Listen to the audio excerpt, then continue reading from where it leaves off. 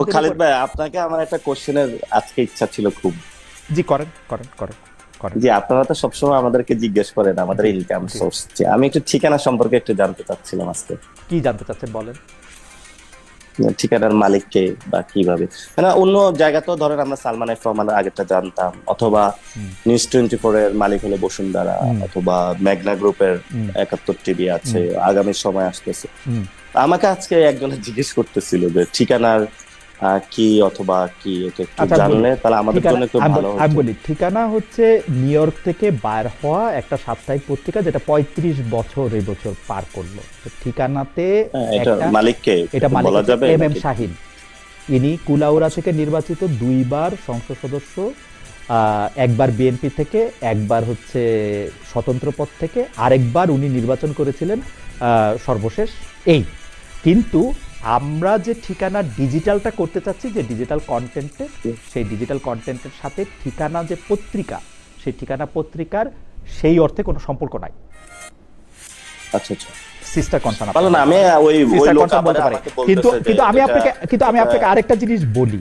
আপনি গতবারও আপনি এই প্রসঙ্গটা তুলেছেন যে আপনি সালমান এফ রহমানের এখানে কাজ করেছেন, বা সালমান এফ রহমানের শুনেন, আমরা যারা প্রফেশনাল, আমার যদি বাংলাদেশের কোনো পত্রিকায় কোনো টেলিভিশনে কাজ করতে হইতো, যে কোনো তাদের সবার ব্যাপারেই আপনি বলতে পারতেন যে এ মালিকানা দিয়ে এটা করছে, এ মালিকানা দিয়ে সেটা করছে। কিন্তু আপনি আমার আমার পজিশন, আমার অবস্থান, সেইটা নিয়ে বলতে গেলে আমি কোথায় কাজ করছি সেটা নিয়ে যদি প্রশ্ন তোলে, সেটা আপনি তুলতে পারেন, এটা আপনার বাকস্বাধীনতা।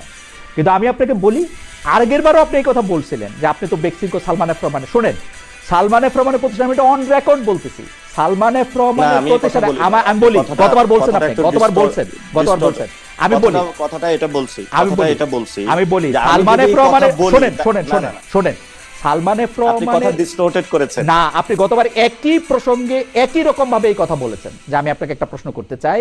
আপনি হচ্ছে সালমান এফ রহমান, আমি আমার কথাটা না, শেষ আমি করতে দেন, এটা আমার এই কথাটা বলতে দেন। আমি বলি, সালমান এফ রহমানের কোম্পানিতে আমার জন্য কস্ট টু দ্য কোম্পানি যত ছিল, আমার জন্য ইন্ডিপেন্ডেন্ট টেলিভিশন আয় করছে তার কয়েক গুণ বেশি। আমি উনার প্রতিষ্ঠানে কাজ করছি বলে উনার দয়া নিয়ে কাজ করি না, আমি জীবনে উনার সঙ্গে একটা ছবি তোলা পোস্ট করি নাই। আমি প্রফেশনাল হিসাবে ইন্ডিপেন্ডেন্ট টেলিভিশনে যোগ করছি, আমার কোনো কিছু পাওয়ার নাই। বাংলাদেশে আমি যখন এই কথা কইতেছি, আপনি খোঁজ নিয়ে দেখেন, টপ 10টা টেলিভিশনের মধ্যে অন্তত 5টার অ্যাপয়েন্টমেন্ট লেটার এখন আমার পকেটে। আপনি খোঁজ নেন, খোঁজ নিয়ে আমাকে বলেন। জি, আমি আমি ওই সময় বলেছিলাম যে আমি যদি আপনাকে এই কথাটা বলি আপনি রাগান্বিত হয়ে যাবেন না, তাহলে আমি বুঝাতে চাচ্ছিলাম না, আমি যে এই আপনাকে ধরনের অনেকে এর অনেক আগের বার কথা আপনি কোন বলে। প্রসঙ্গে বলছিলেন সেটাও আমি বলি। আমি আপনাকে বলছিলাম যে আপনার একজন সহযোদ্ধা এই কথা বলছেন যে আপনারা আসিফ নজরুলের ছাগল নিয়ে খায় ফেলছেন। এইটারে আপনি কিভাবে ব্যাখ্যা করেন? তখন আপনি বলছিলেন আপনিও তো বেক্সিমকোর পয়সাতে চলেন বা বেক্সের পয়সা খান। না, তারপরে শেষ কথাটা ছিল যদি এই কথা আমি আপনাকে বলি না না, তখন এটা আপনি কোনো কথাই রাগান্বিত হলো না, হয়ে এটা যাবেন। কোনো কথাই হলো না যদি এই কথা আমি খালিদ আপনাকে ভাই, বলি।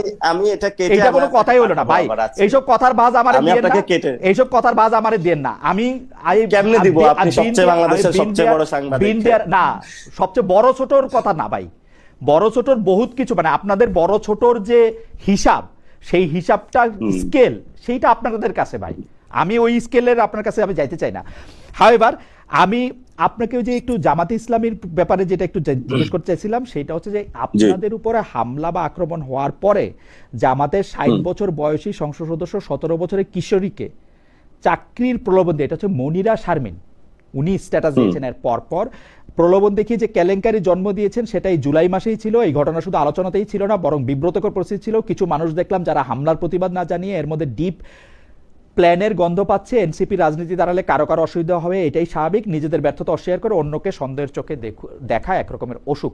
না জনাব পাটোয়ারি, আপনিও কিন্তু জামাতে ইসলামের, আমি দেখতেছিলাম অক্টোবরের শেষ সপ্তাহে আপনি জামাতে ইসলামীকে অনেক সমালোচনা করেছেন, এবং আপনি বলেছেন যে জামাতে ইসলামের সাথে গিয়ে কারো কোনোদিন কোনো ভালো হয় নাই। আপনি কি এখনো এই ব্যাপারটা, মানে, এবং মনিরা শারমিন এটা সরাসরি বললেন, আমি দেখলাম টক শোতেও এনসিপির নেতারা অনেকেই জামাতের এই ভূমিকা নিয়ে অনেক কথা বলেছেন, স্পেশালি আপনাদের আক্রমণের পর অনেকে বলেছেন যে এই আক্রমণটা আপনাদের উপরে হতে পারতেছে কারণ জামাতে ইসলামী হচ্ছে আপনাদের সাথে এই পদযাত্রাটা আপনাদেরকে একা করতে হচ্ছে, জুলাই পদযাত্রা তো সবার, তাহলে এই পদযাত্রায় তারাও অংশ নিচ্ছে না কেন? একটু যদি বলতেন, এটাই আমার আজকে শেষ প্রসঙ্গ বা শেষ প্রশ্ন। আহ, শেষ প্রশ্নটা যেটা, দেখেন আমিও একটা সময়ে কিন্তু ছাত্র শিবিরের রাজনীতি করেছিলাম। মানে আমার যখন ছোটবেলা বই পড়ার ইচ্ছা হইতো, তখন আমি বইগুলা পড়েছিলাম। পরবর্তীতে কিন্তু আমি আদর্শিকভাবে পরিবর্তন হয়েছে, this is not the right way. কারণ আমি সে সময় হলো অন্য কোনো সংগঠনের দাওয়াতই পাই নাই বা এঙ্গেজ হওয়ার সুযোগই পাই নাই, আমি মাদ্রাসা পড়াশোনা করছিলাম। পরবর্তীতে যখন পরিবর্তনটা আসছে, আমি সেখানে পরিবর্তনের জায়গাটা পরিবর্তন করছি না, আমি কিন্তু আজকে এনসিপি করতেছি। মানে আমি যদি ওই জায়গায় থাকতাম, লেয়ার বাই লেয়ার উঠলাম, তাহলে দেখা গেছে ওইখানে অনেক উপরে যাইতে পারতাম। সেটা আল্লাহ জানে যে যাইতে পারতাম নাকি যেত। কিন্তু আমি আদর্শিক ভাবে যেটা বাংলাদেশে বিশ্বাস করি, সে জায়গাটা আপনারা এবং বাংলাদেশের মানুষ অনেকেই জানে। আমি ক্যাম্পাস জীবনে রাজনীতি করে এসেছি। আমার লাইন খুবই স্পষ্ট ছিল, আমি কোন রাজনীতি বেসিসে করতে চাই, ওইটা করতে চাই। ফলত আমি সেই জায়গাটা এখন হলো করতেছি। এবং আমি জামায়াত সম্পর্কে যেটা বক্তব্য দিয়েছিলাম, একটা দেখেন আদর্শিক জায়গা হলো প্র্যাকটিক্যাল পলিটিক্স। প্র্যাকটিক্যাল পলিটিক্সে দেখেন জাতীয়তাবাদী যে পলিটিক্সটা, জাতীয়তা পলিটিক্সের জায়গাটায় কিন্তু বিএনপি বলে যে এটা একটা আদর্শিক জায়গাতে আছে, কিন্তু প্র্যাকটিক্যালি তারা এটা করে না। কারণ বাংলাদেশি যে পলিটিক্সটা, সেটার মধ্যে তারা কখনো মাদ্রাসা সেক্টরকে একীভূত করতে পারে নাই, হিন্দু ভাইদেরকে একীভূত করতে পারে নাই, নারী শ্রমিকদেরকে একীভূত করতে পারে নাই। যেটা আইডিয়াটা আকারে খুবই সুন্দর ছিল। তো আপনি যদি একটা আইডিয়াকে আপনি চ্যালেঞ্জ করেন বা আইডিয়ার জায়গা হলে আপনি ক্রিটিক করেন, একটা হলো প্র্যাকটিক্যাল ফিল্ডে আপনার যে অবস্থা, এই অবস্থাটা আমরা পড়তে চাই না। আসলে এই অবস্থাটা চলে এসেছে, আমরা বাধ্য হয়ে এই অবস্থার মধ্যে পড়ে গিয়েছিলাম। আমরা বলেছিলাম বিএনপির সাথে যাওয়ার জন্য, কিন্তু বিএনপি তো সংস্কারে রাজি ছিল না। ফলত আমাদের সামনে কন্ডিশন ছিল, যে সংস্কারে রাজি হবে আমরা তাদের সাথে যাব, এবং এই নির্বাচন হলে আমরা অংশগ্রহণ করব। সেই জায়গা থেকে এখন এসেছি।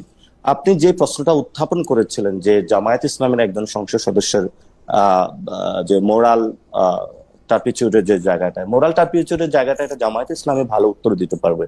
আমাদের কেউ যদি মোরাল টার্পিচিউডের জায়গাটা, আমি উত্তর দিতে পারতাম। এবং আমি মনে করি যে মোরাল টার্পিচিউডের জায়গাটা যদি কেউ এই ধরনের ইসলামের কথা বলে এবং একটা সুন্দর শৃঙ্খল রাজনীতির কথা বলে, তাদের যদি হয়, সেখানে অবশ্যই তাকে হলো স্যাক করা উচিত এবং তার রাজনীতির জায়গাটা থেকে তাকে সরিয়ে যারা ভালো মানুষ তাদেরকে নিয়ে আসা উচিত। এটা হলো ওই ওই ক্ষেত্রে, ওই ঘটনার প্রেক্ষিতে হলো আমার বক্তব্য।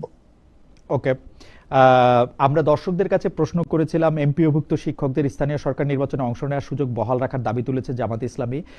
প্রিয় দর্শক, এই অবস্থা সঠিক বলে মনে করেন কিনা? শতকরা 40% দর্শক মনে করেন যে এটি সঠিক, শতকরা 60% মনে করছেন যে না, এটি সঠিক নয়। 11,000 ভোট দিয়েছেন। আমি দর্শকদের একটা প্রশ্ন আপনার জন্য নিব। দর্শকরা একটা প্রশ্ন আপনাকে অনেকবার করেছেন, সেই প্রশ্নটা যদি একটু জি করেন। জি, অবশ্যই।